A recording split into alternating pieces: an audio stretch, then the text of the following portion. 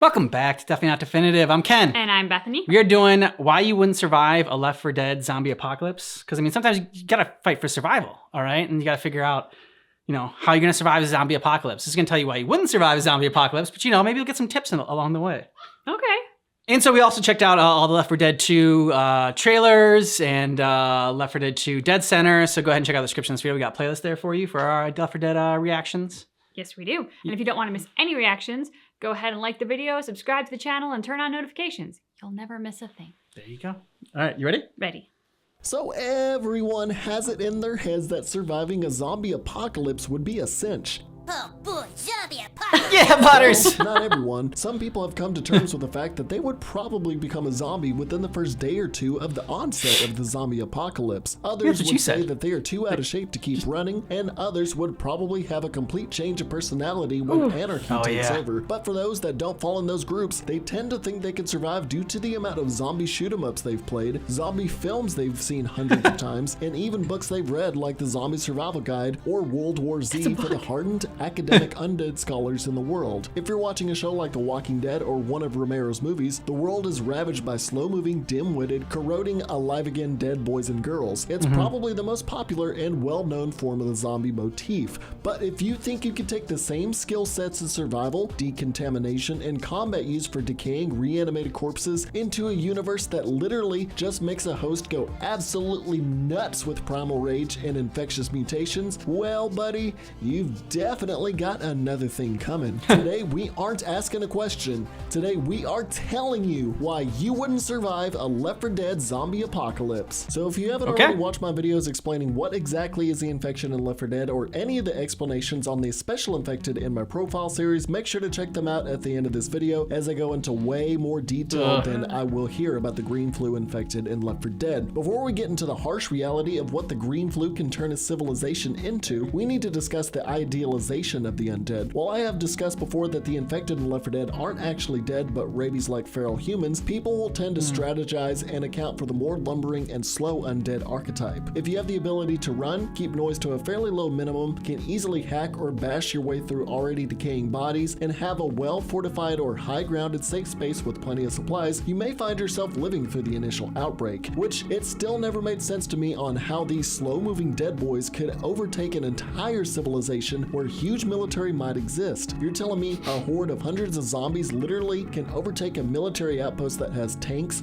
choppers, soldiers, armed personnel with automatic weaponry? Fat chance. But let's just humor that asinine fact for a moment and push through into a universe that all this became possible. The biggest issue with surviving literal dead coming back to life that can only die by removing the head or destroying the brain is the fight against time and resources. Finding a place where the dead cannot reach you would be fairly trying to task on its own, but considering zombies do not need food, water, or even a functioning body, the only thing that can wipe out the general populace of corpses is for the natural state of decay, no pun intended, to settle in and cause each and every zombie to fall victim to the 5 stages of decomposition. As detailed by film theory right here, the zombies of The Walking Dead could very well shamble around till they literally rot to death in the span of about 3.5 years. Unless you create or become a part of a post-apocalyptic society that gets its shit straight, you will most likely either die of starvation, thirst, getting overwhelmed by a horde searching for food or other survivors, or being killed by another survivor. If you're in a scenario like The Walking Dead where anyone becomes a zombie upon death if their brain is not destroyed, then you must also make sure any people with a life-threatening disease or ailment are properly medicated, and if not, quarantined to prevent an internal zombie outbreak from starting. All this needing to be accounted for as you wait for the zombies to become piles of biomass. Weapons are also a big factor in staying alive, as guns and melee weapons will be necessary to your survival. Depending on where you live can be a huge factor into the availability on said weapons, and well, most people will say, America, guns everywhere, but guns won't be readily available as they are in games like Left 4 Dead, Call of Duty, and other genres. You aren't gonna find a live AK-47 just lying in the streets of New Orleans so frequently, considering it's a more Soviet-used weapon in Russia, but that's if the zombies were to decay like any other regular old corpse. There are some genres that bring the dead back to life, but allow them the ability to run, use basic tools, and think more critically. Not all zombies zombies are slow, unaware, and dim-witted, those found in the 2004 remake of the Dawn of the Dead or Zombieland are tons more frightening and harder to shake and hold off. But if you're looking for good survival tips against these ghouls, Zombieland has more than a few good tips and tricks.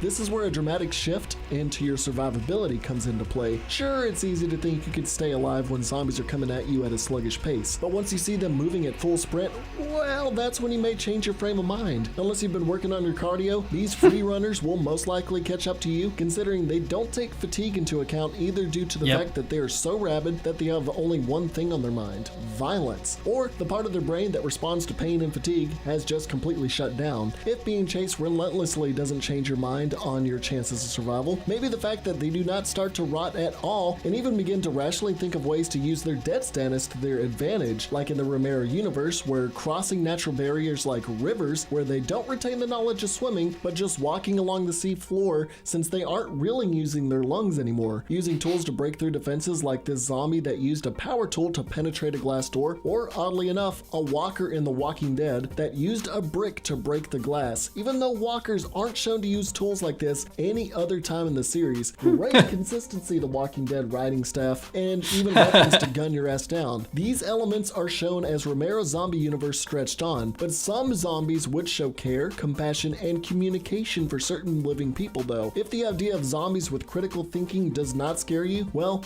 I don't know what will. Actually, I do. Zombies and a zombie apocalypse are a scary enough endeavor to strategize in. The primary concern of getting bitten against hordes of undead at any given time, trusting others after martial law sets in, and retaining food and resources could mean the end of you and those around you. But what if the zombies scattered across the apocalyptic wasteland weren't actually decaying walking corpses, but actually still living, mostly breathing humans who succumb to an almost rabies-like virus? The Left universe is a drastic difference in anything you expect from a zombie outbreak. I want to go over the first huge factor in why you will not survive. It's the fact that the green flu is airborne at the beginning. A large number of people fell victim to the virus when it was airborne, basically meaning unless you were in an airtight facility with numerous biocontainment protocols, you most likely fell to the virus without a scratch on you. Theories also revolved around the virus originating from tainted meat, like a mutated strain of mad cow disease. Fools, I shall destroy you all,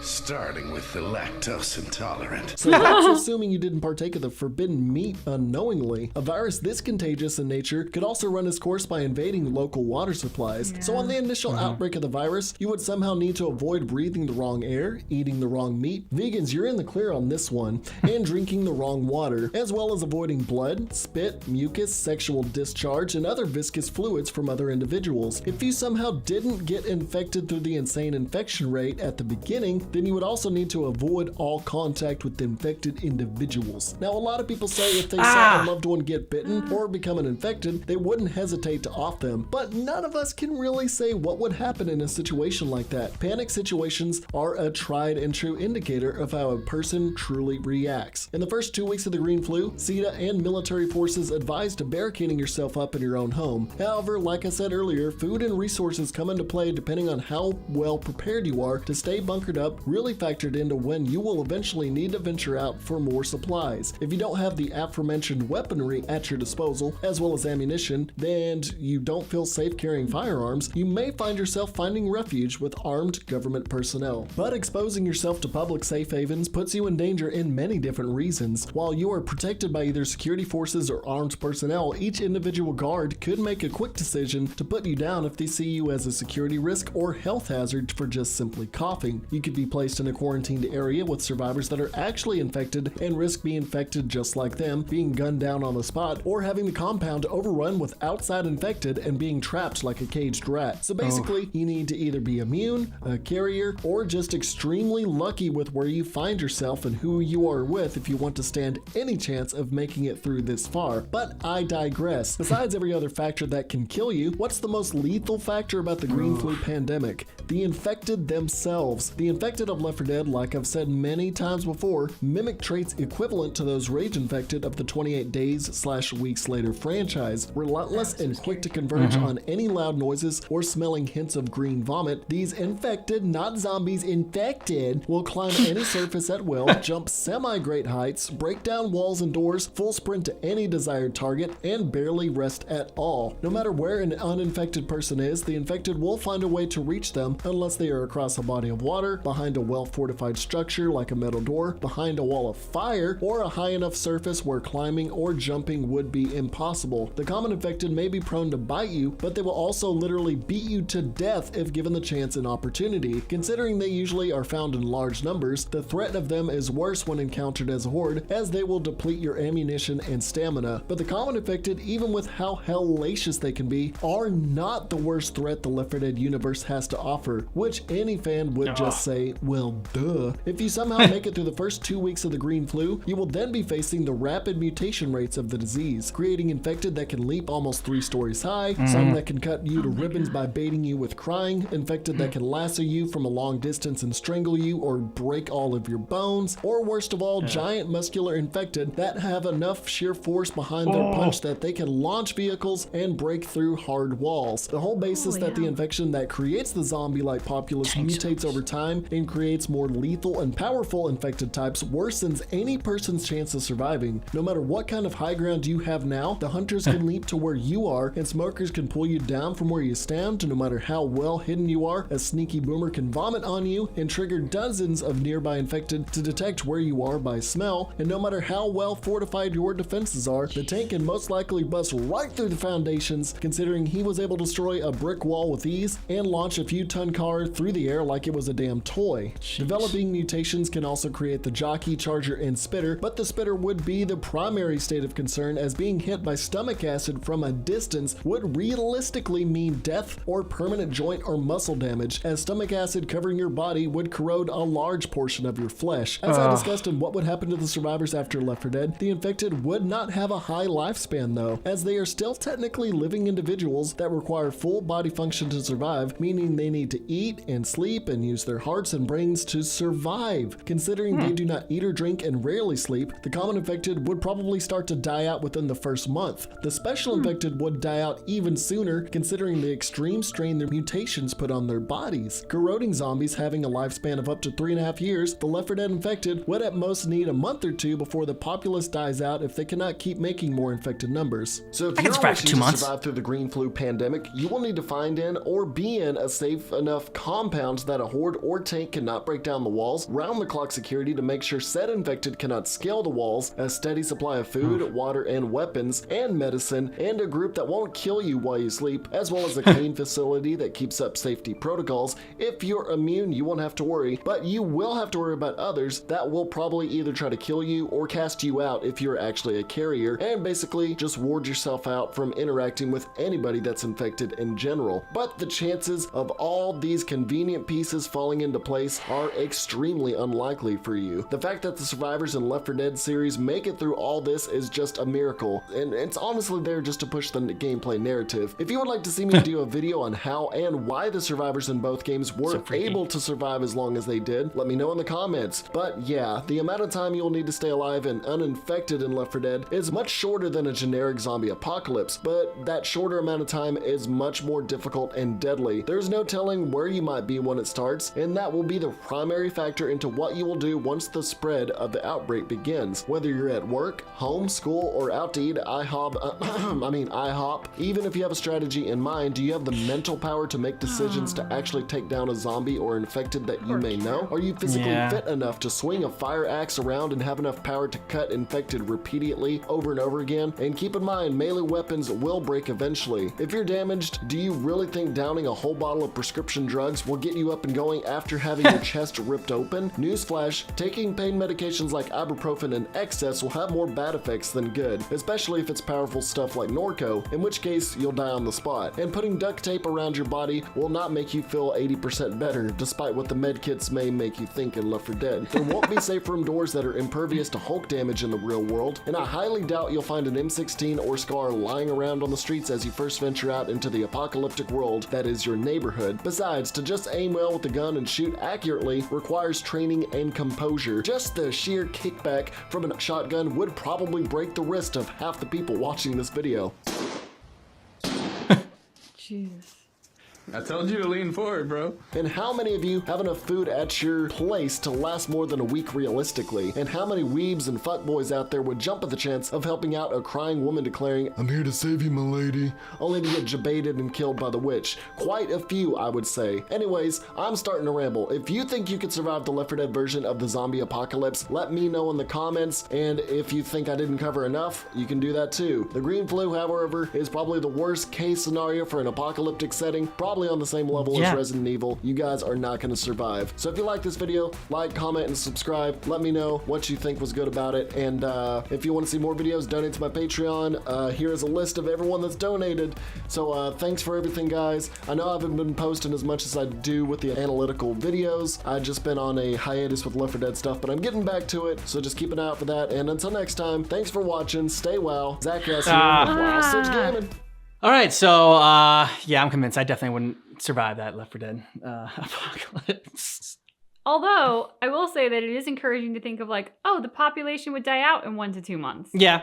I'm like, okay, that is a far cry from the multi-year zombie invasion that is The Walking Dead. I'm like, I don't know, 1 to 2 months. I was like, you know, maybe. I remember when I watched World War Z 2, they talked about how, because Brad Pitt's character goes into these sort of like war-torn countries and talks about survival, and he says that the key to survival is to keep moving. And that stuck with me because I thought of how counterintuitive that is to when the world seems to be falling apart. You obviously think of staying home and hunkering down. Yeah. But of course, for the vast majority of us, our homes are not castles or fortresses or military bases. So not the most secure, even with all of our deadbolts. Thinking about sort of like the different kinds of zombies, those are definitely the scariest, the ones that are the fast moving. Yeah. And I like the distinction that he made about infected versus zombies. Because when you think of zombies like Walking Dead, I mean, in The Walking Dead, it's really the other people more than the zombies who are the true threat. It's the people who kind of thrive in the end of the world scenario because they're violent and whatever. But I remember I also watched a documentary on sort of like end of the world scenarios, and one of it explored the idea of a zombie apocalypse because that was so the it thing. And it talked about how very likely the closest thing that we would ever come to something like that would be a sort of strain of rabies, and that it would be people who are infected, who are incredibly violent and just, you know, psychotic basically. And how that's the closest we would likely get in terms of something like this. But it left a ray of hope. Rabid animals are afraid of water. So just remember that in case that ever were to happen. Now you know. This is the more you know. With definitely not definitive. There was also that kind of a dated joke about IHOP and IHOB, like where they were like gonna change their name to like IHOB, like because like they were gonna sell burgers and everything. They they didn't want to be associated just with breakfast anymore, so they wanted to change their name from IHOP to like IHOB or whatever, it was. I don't know if it was actually gonna be to IHOB or whatever, but there was something like where they were gonna change their name and they were gonna say like IHOP with like burgers now. Like I don't know, it was something stupid that they had one of those dumb ideas that they thought was gonna be like clever. It's like, well, we don't want to be associated just with breakfast. We want people to know that we have lunch and other options too and everything. And so they thought that was gonna help, but no, IHOP. Your breakfast and your hangover. Like I'm drunk at 1:30 in the morning or whatever. 2:00, the bars are closed. Where do I need to go? IHOP. Oh, okay, cool. That's why there are IHOPs strategically placed near college campuses. Yeah, exactly. I mean, come on. Just stick to a lane. You know, just know your role and excel at it. There you go. There's another life lesson. You have to let us know what you thought about this down below in the comments, and if you think you would be able to survive a zombie apocalypse, either a zombie apocalypse or a Left 4 Dead infected apocalypse. If each one, you can let us know if you think you'd be able to survive. I think, I definitely would be dead. I want to be taken out in like the first day or two. If I'm not taken out in the first day or two, then like I'm committed to surviving and I better freaking survive. Yeah, just let the flu kill me or whatever. That's fine. Don't let the. I gotta say, the more I get bitten, the more I see of like the zombie world stuff, especially if you are watching The Walking Dead still, as I am, you get a lot more sympathy for the people who just checked out at some point throughout the zombie apocalypse. Like, especially in the first few seasons, they had those where like they would come across somebody who obviously committed suicide. And it's like, I get that now. After you watch 8 seasons of it, or 10, or however many it is now. And we're going to end on a happy note, all right? Thanks so much for checking out our reaction for why you wouldn't survive a Left 4 Dead apocalypse, but just keep in mind that our reaction is definitely not definitive.